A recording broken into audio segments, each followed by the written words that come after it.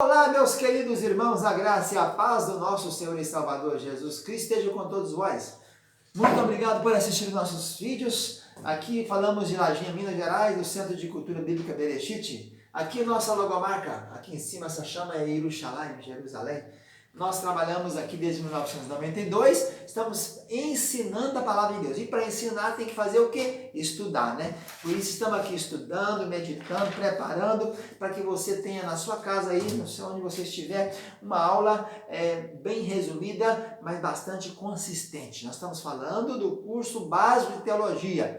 Esse curso básico de teologia, ele tem 6 blocos de 6 matérias cada uma. Então, 36 matérias que a gente estuda para ter uma noção mínima, mínima da teologia, né? Depois tem o curso intermediário com mais 18 matérias e depois o curso bacharelado livre com mais 12 matérias. E aí, se você quiser e tiver segundo grau, pode então fazer o vestibular online e se inscrever na Faculdade de Ciência e Teologia do Norte do Brasil, FACETEM. Nós estamos trabalhando religiões comparada 1, primeiro bloco da religião comparada. Então, 4, né? Vamos estudar várias coisas aí. Vai estudar Adventista nesse primeiro bloco, junto com o Tabernáculo de Cristo. No segundo bloco, Testemunho de Jeová e Maçonaria. No terceiro bloco, Mormonismo e Espiritismo. E no quarto bloco, Catolicismo com algumas seitas, algumas igrejas neopentecostais. Na primeira aula falamos de religiões, mostramos as diferenças das religiões. Na segunda aula dessa matéria falamos da biografia de Miller, o fundador do Adventismo, né? Milleritas. Na aula passada falamos de Ellen White, né? Que se casou com James White, e foi o reverendo James, e os escritos dela, a história dela, como é que ela com 9 anos tomou uma pancada, uma pedrada no nariz, depois as suas visões, a primeira visão, a segunda visão do noivo, e a terceira, e a expansão do trabalho dela, depois a fundamentação da sua igreja. Ela era metodista, o Miller era batista.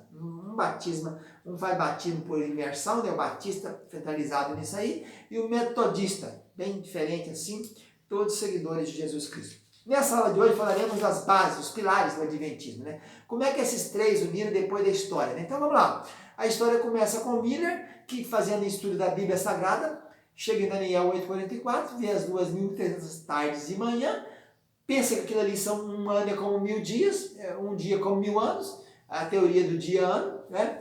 E profetiza dizendo que Jesus voltaria entre a primavera de 43 e de 44. Na verdade, depois marcaram a data, que seria 22 de outubro de 1844. Foi um grande desapontamento. O povo vendeu a propriedade, vendeu o sítio e foram tudo visitar os parentes para despedir, porque iam ser arrebatados, né? Era o arrebatamento da igreja, segunda vinda de Cristo. Deu tudo errado.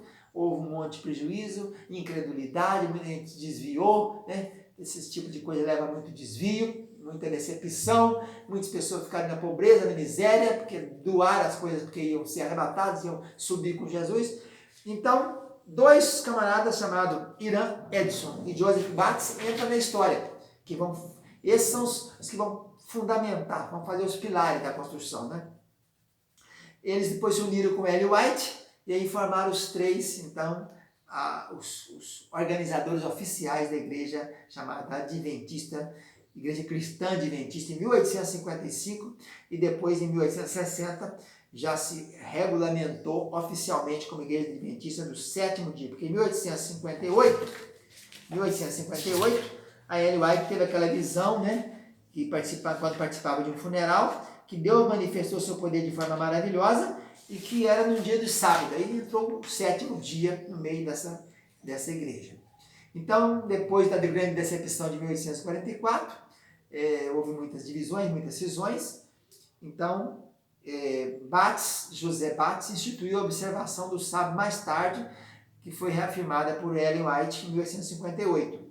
Esses 3 grupos se uniram, o Hiram Edson, que reinterpretou a profecia marcando novas datas, e o Bates, que sacramentou o sábado, e a White, que já estava falando dessas visões, né? Então, em 1860, foi organizada oficialmente a igreja com o nome de Adventista do sétimo dia. Advento, que vem, que guardamos o sábado, o sétimo dia, né? O nome oficial é esse. Já havia recebido o nome de Igreja Cristã Adventista em 55. Como em 58 ela teve a visão, né, do Jesus manifestando no sábado, e aí criou em 60, então, a Igreja Adventista do sétimo dia.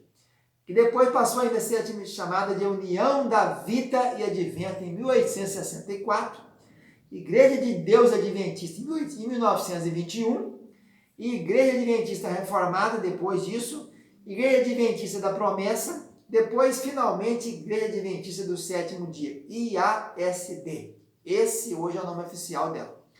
Em 1874, os adventistas enviaram seu primeiro missionário à Suíça, foi Neil Andrews. Em 1894, depois de mais 20 anos, enviaram um missionário para a África do Sul. Em 1863, já havia 125 igrejas e 3.500 membros nos Estados Unidos. O foco, né, começou em Massachusetts e Maine, depois entrou para os Estados Unidos inteiro. O Edson, o Irã Edson, o Baptist e o White, juntamente com seu esposo, o reverendo James White, todos eles milleritas, seguiam Miller, né? Foram aqueles líderes que consolaram, que consolidaram e confirmaram o movimento inicial, através dessas visões e das revelações. Na realidade, Miller, decepcionado com seu método de estabelecer datas, permaneceu um cristão humilde e fervoroso. Recolheu lá na cidade, na fazendinha dele, vocês lembram disso? Fez uma capelinha lá. Ele admitiu o seu erro e afastou-se desse movimento, que levou a nada o nome dele, né? Depois perdeu-se os milleritas para surgir como nome de adventista. Ele morreu na certeza de estar em breve com o Senhor. Então, cremos até que ele tenha se arrependido e foi estar com o Senhor. Ellen White conquistou seus adeptos através dos seus escritos, né? Que você vê muitos escritos, ele fala mais de 100 mil páginas escritos de Ellen White, né? E suas visões que transformaram, né, no cânone do adventismo. As grandes visões delas a principal coisa da história dela são suas visões, né? Lembrando que a primeira visão dela, né, ela tinha apenas 17 anos de idade, né, e teve a visão chamada Povo do Advento. A segunda visão é a do noivo, depois segue-se mais umas centenas delas, né? Então, essas visões que são o cano, né? O fundamento, a base do adventismo, né? São essas revelações, ela tinha toda a profecia. E ela foi chamada de profetisa, né? Por isso. Os dias iniciais do movimento adventista foram dias de fanatismo, podendo ser designados como período das apalpadelas. Muitas doutrinas até o dia de hoje permanecem. Outras foram surgindo e desaparecendo, sendo consideradas errôneas pelos próprios adventistas e abandonadas. Como a doutrina da porta fechada, que a porta tinha fechado em outubro de 44, foi caducado, né? Largados para um lado. Outras doutrinas como plantar árvore, negar a fé, estudar não era necessário porque o tempo era muito pouco, era pecado escolher o nome de igreja, pois seria imitar a Babilônia, moda para mulheres ditadas pela White, que usava uma saia curta por debaixo das calças compridas. Isso tudo foi caducando aos poucos, né? Os adventistas atuais necessitam utilizar determinados métodos que enaltecem certos aspectos do seu trabalho e obscurecem o passado cheio de erros. Eles procuram tampar, né? Tapar os erros, né? Gostam de aliciar, principalmente pessoas evangélicas. Eu mesmo tinha uma tia, que já faleceu, que era cristã normal e se tornou adventista.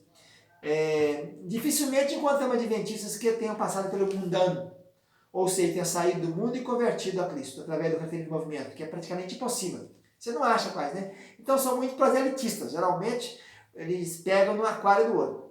A maioria das pessoas já foi batista, congregacional, presbiteriana, metodista ou outras denominações evangélicas.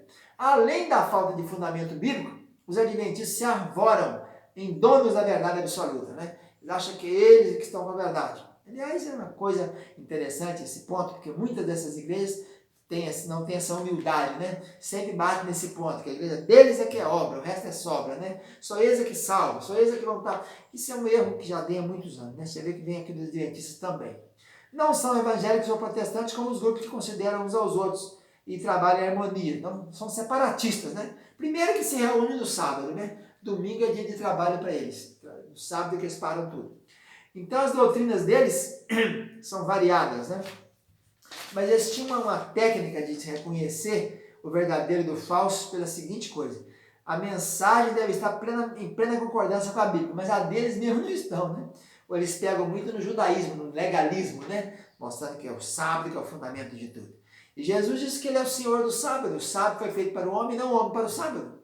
Então, nós vamos ver isso nas aulas seguintes. A mensagem deve reconhecer a divindade e a encarnação de Jesus Cristo. deve produzir bons frutos de vida particular. E as predições devem cumprir. Esse é um dos males deles, né? Predições, fica prevendo frutos. Ninguém pode marcar data. Os discípulos perguntaram, Senhor, é nesse tempo que restauras o reino de Israel? Quanto a vós, datas e épocas não vos compete saber. Isso é coisa do Pai. Né?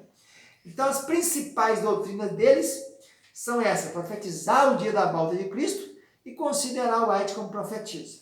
Nas próximas aulas, nós veremos agora, passo a passo, as doutrinas e vamos refutando de acordo com a Bíblia Sagrada. Um abraço, a paz, tchau, tchau.